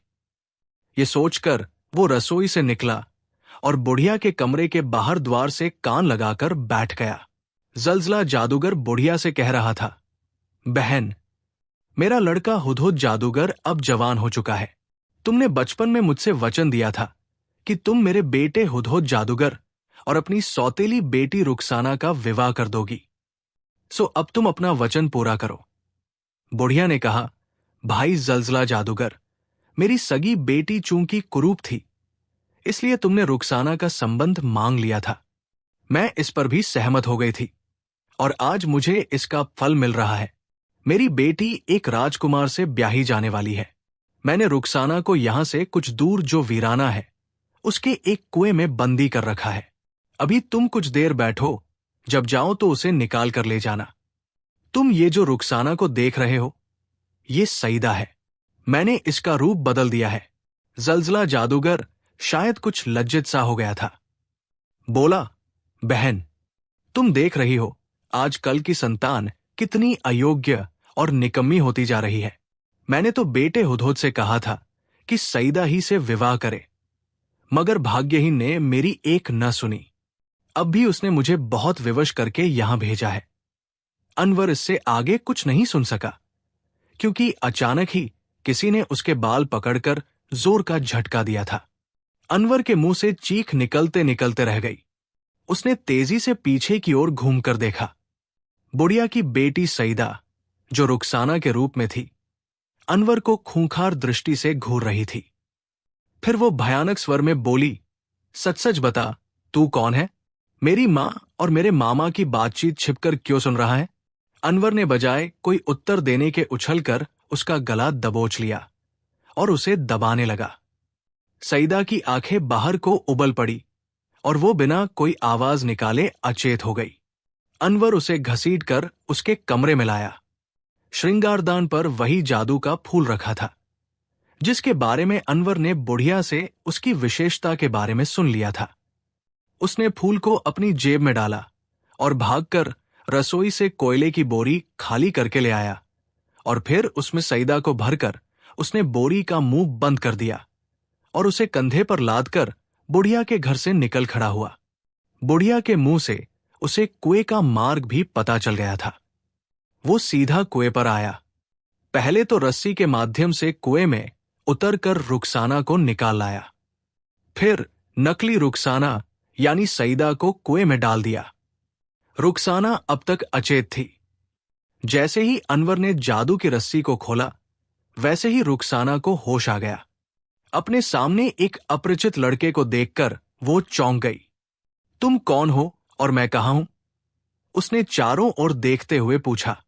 अनवर ने उसे बताया कि वह राजकुमार मंसूर का मित्र है और फिर उसने रुखसाना की सौतेली मां की सारी चतुराई रुखसाना को सुना दी। रुखसाना बहुत डरी समी नजर आने लगी थी, मगर अनवर ने उसे ढांढस बंधाया और बोला, मैं तुम्हारी सौतेली मां और सौतेली बहन को पाठ सिखाना चाहता हूं। तुम केवल इतना करो कि शांति से घर जाकर सो जाओ। तुम्हारे सो जाने के कारण बुढ़िया तुमसे कोई बात नहीं कर सकेगी। इस प्रकार उसे ये पता नहीं चलेगा कि तुम नकली नहीं बल्कि असली रुखसाना हो। शेष काम मैं संभालूंगा। रुखसाना ने उसकी बात पर सहमति प्रकट कर दी। वे दोनों जल्दी जल्दी घर आए। बुढ़िया और जलजला जादूगर अभी तक बातों में मग्न थे। रुखसाना चुपके से सईदा वाले कमरे में जाकर सो गई। थोड़ी देर और बातें करने के बाद जलजला जादूगर जाने के लिए तैयार हो गया। बुढ़िया अनवर के पास आई और बोली, ए लड़के, जाओ, तुम्हारी छुट्टी हुई। अब कहीं और जाकर नौकरी करो। मेरा प्यारा भाई मेरे लिए जादू की थालियां लेकर आया है और मैं जो चीज भी चाहूं उन थालियां में मंगवा सकती हूं। अनवर ने बड़ी विनती की कि उसे नौकरी से न निकाला जाए, मगर जब बुढ़िया ने उसे मारने के लिए चिमटा उठाया तो विवश होकर अनवर को वहां से भागना पड़ा। उसे भगाकर बुढ़िया ने सईदा के कमरे में झांका। वहां पर रुखसाना पड़ी सो रही थी।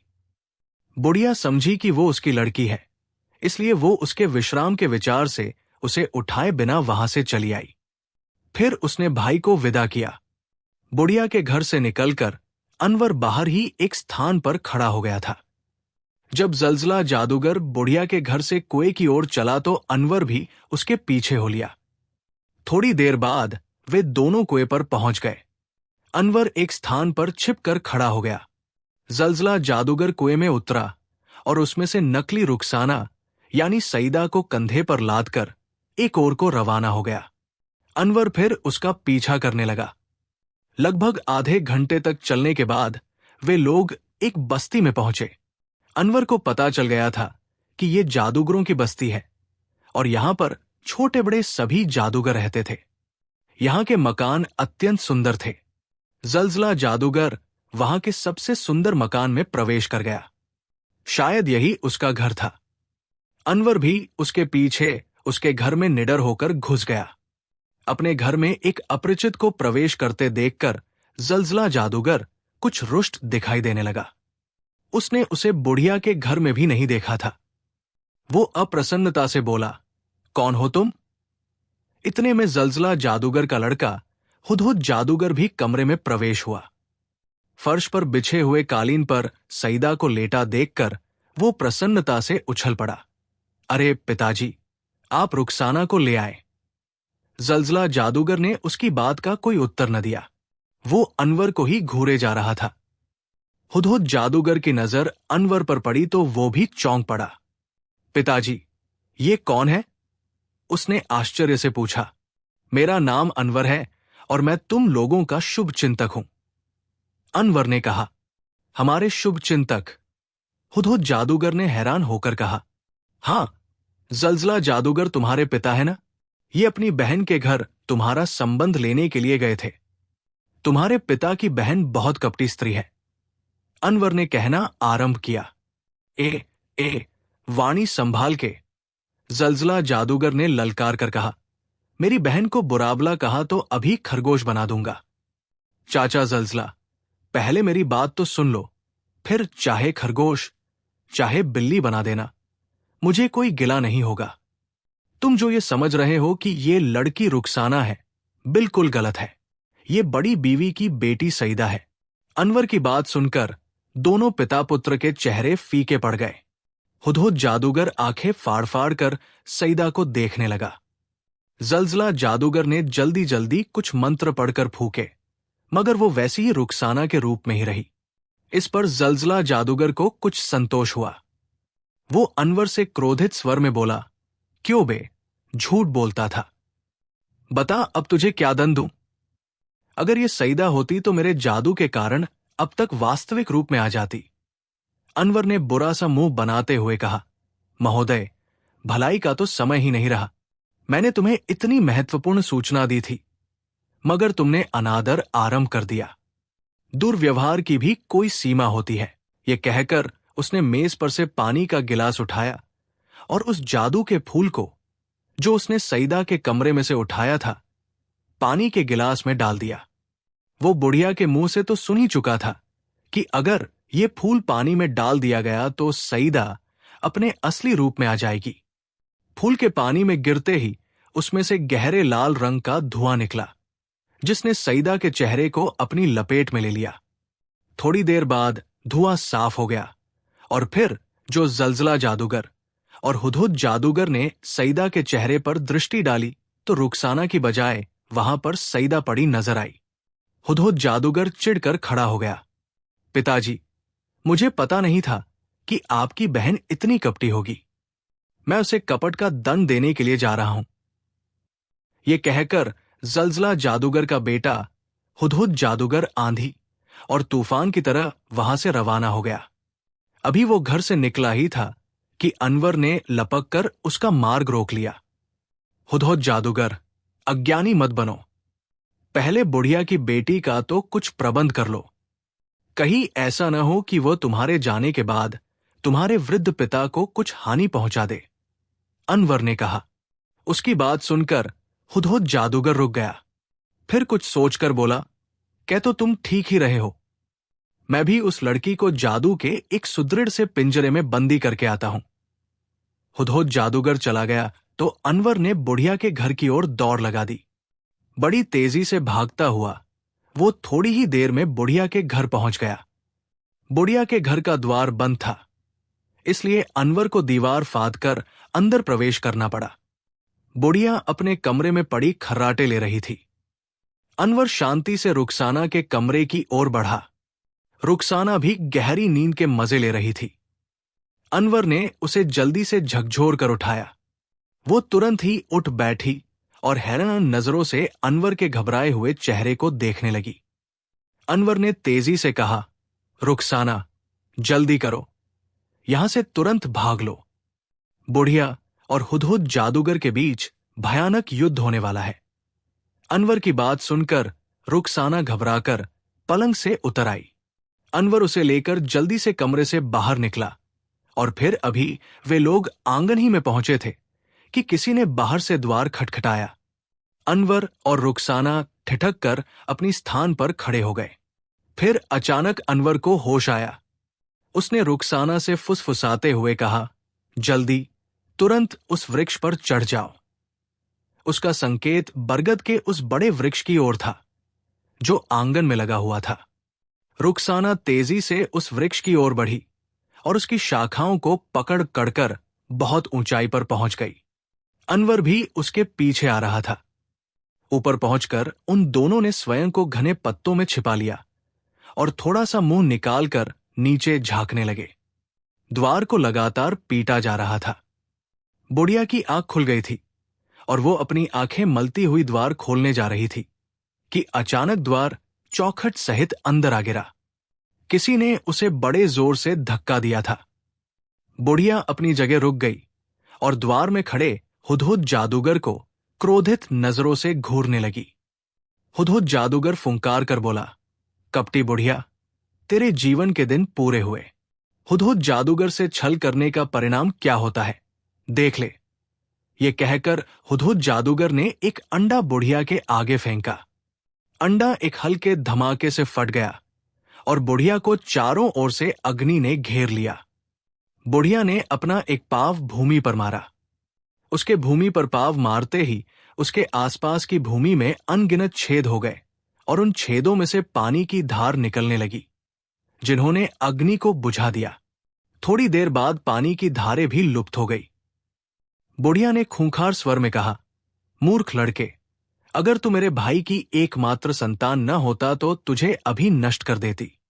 अपनी कुशलता चाहता है तो चला जा, अन्यथा अब मैं संबंधों का भी कोई विचार नहीं करूंगी। उसकी बात का कोई उत्तर देने के बजाय हुदहुद जादूगर ने अपने सीधे हाथ को आकाश की ओर करके जोर से हिलाया। उसी समय एक कड़क सी हुई और 5 भाले सनसनाते हुए बुढ़िया की ओर बढ़ने लगे। बुढ़िया ने तुरंत ही अपने हाथों की उंगलियां भालों की दिशा में करके कुछ मंत्र पढ़ना आरंभ कर दिए और फिर वही भाले जो बुढ़िया को समाप्त करने के लिए आगे बढ़े चले आ रहे थे, हुदहुद जादूगर की ओर मुड़ गए और पलक झपकते ही उसके शरीर के आर पार हो गए। हुदहुद जादूगर के मुंह से एक पीड़ादायक चीख निकली और वो भूमि पर गिरकर तड़पने लगा। थोड़ी ही देर बाद वो समाप्त हो गया। उसके मरते ही बुढ़िया घबरा गई। अचानक हुदहुद जादूगर के शव ने भूमि पर से उठना आरंभ कर दिया और फिर वो तेजी से एक ओर को उड़ता चला गया। बुढ़िया जानती थी कि हुदहुद जादूगर का शव उसके पिता के पास गया है, तो वो तुरंत अपने बेटे की मृत्यु का प्रतिशोध लेने के लिए आ जाएगा। ये सोचकर वो भय से कांप गई। उसने जल्दी जल्दी अपने घर का मूल्यवान सामान एक जगह बांधा और अपनी बेटी सईदा को पुकारने लगी। मगर सईदा वहां होती तो कोई उत्तर देती। वो तो जलजला जादूगर की बंदी में थी। बुढ़िया अपनी बेटी को पागलों की तरह पूरे घर में खोजने लगी। अनवर और रुखसाना यथावत अपने स्थान पर बैठे हुए थे और सब कुछ अपनी आंखों से देख रहे थे। अचानक फिर तेज हवा चलने लगी और एक विचित्र सा शोर चारों ओर होने लगा। अनवर ने रुखसाना को बताया कि जलजला जादूगर आ रहा है। उसकी बात सही निकली। जलजला जादूगर बड़ी तेजी से उड़ता हुआ वहां आया था। उसके कंधे पर सईदा थी। अपने भाई जलजला जादूगर के आगमन का बुढ़िया को भी पता चल गया था। वो आंगन में निकल आई। जलजला जादूगर ने बड़े क्रोध से चिल्लाकर कहा, तूने मेरे बेटे को मारकर मुझे बहुत दुख पहुंचाया है। अगर मैं चाहूं तो तेरी बेटी की भी हत्या कर सकता हूं, मगर मैं इसे नहीं मारूंगा।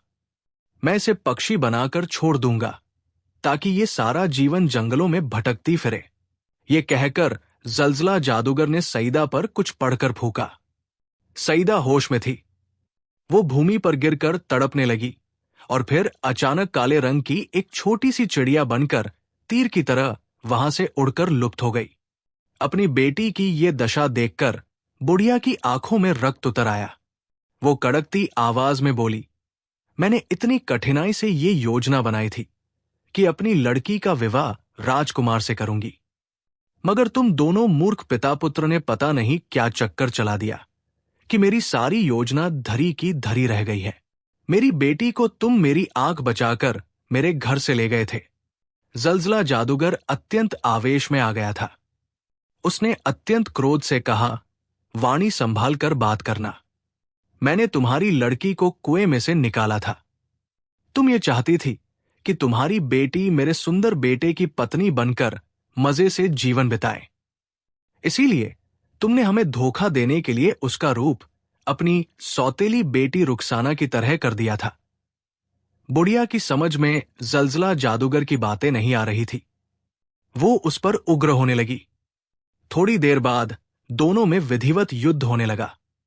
वे दोनों एक दूसरे पर जादू के प्रचंड दाव प्रयोग कर रहे थे। अंततः काफी देर तक दोनों में ठनी रही। फिर जलजला जादूगर के एक प्रचंड प्रहार ने बुढ़िया को समाप्त कर दिया। बुढ़िया के मरते ही एक जोरदार आंधी चली। जिस वृक्ष पर रुखसाना और अनवर बैठे हुए थे वो जोर जोर से हिल रहा था। बड़ी कठिनाई से उस आंधी का वेग कम हुआ। रुखसाना और अनवर ने जो नीचे देखा तो वहां न जलजला जादूगर था और न बुढ़िया का शव। वे दोनों जल्दी जल्दी वृक्ष पर से उतरे। संध्या हो चली थी। अनवर ने अपना घोड़ा एक सुनसान सी जगह बांध रखा था। वो अपने घोड़े को खोलकर रुखसाना के पास आया और फिर वे दोनों उस पर सवार होकर महल की ओर चल दिए।